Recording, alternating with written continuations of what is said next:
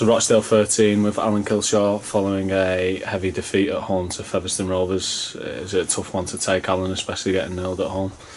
Oh yes, certainly. It's a little bit of a Groundhog Day, especially in the first half, the first 20 minutes. A lot of errors in good ball, and you don't want to give Featherstone that much ball because they're going to hurt you. They're a quality side. I thought, the back end of the first half and the first quarter of the second half, we competed really well, but just lacking a little bit of punch at the minute, and some decision making.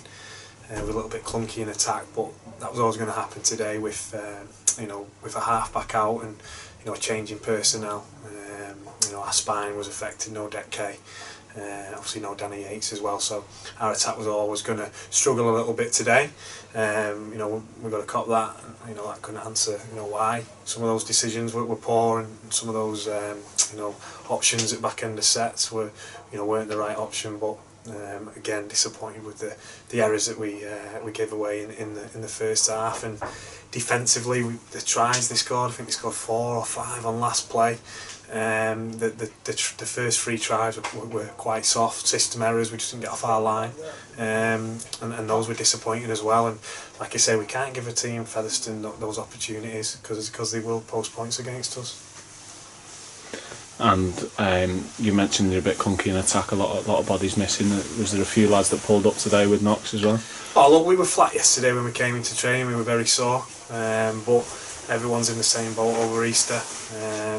Obviously it's going to affect us because we've got a small squad, and we do rely a little bit on dual reg as well. With our squad size it is, and over Easter it's always going to affect you more if you are relying on them. It's just the nature of the beast, because Warrington have got to look after Warrington, and obviously only having Pat available to us. A couple of players there that usually we might have got weren't available, so we were sore, and that hampered us a little bit. We lost Billy, Toby in the second half, Ben Moore, so it is what it is. There's nothing we can do about it. We just need to patch them back up, and they'll get a couple of days off now. We'll come back in Thursday and we'll prepare for Lee.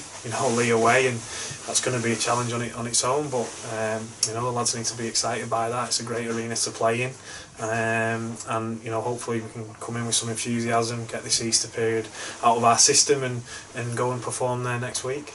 And there's a lot of penalties either side in that game. Did the stop-start nature of it affect you at all? I thought some peculiar decisions. I think they got a scrum early on when we've tackled them, back to one, and just things like that hurt you, especially when it's a difficult when you're playing a difficult team, and they've had back-to-back sets. So there's a couple of peculiar ones, and it was very stop-start, and it was frustrating, I'm sure, for both teams and both sets of supporters.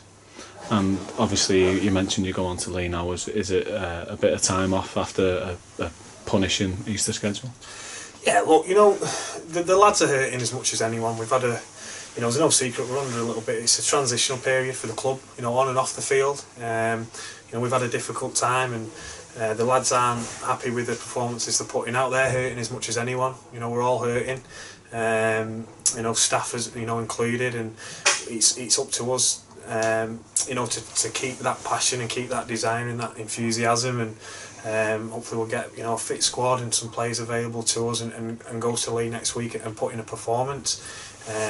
We've got to be realistic in our goals, and going to somewhere like Lee provides a difficult test, but it's not somewhere we've not been before and performed. We've performed against the big teams before, and that's what we'll be looking for from next Sunday.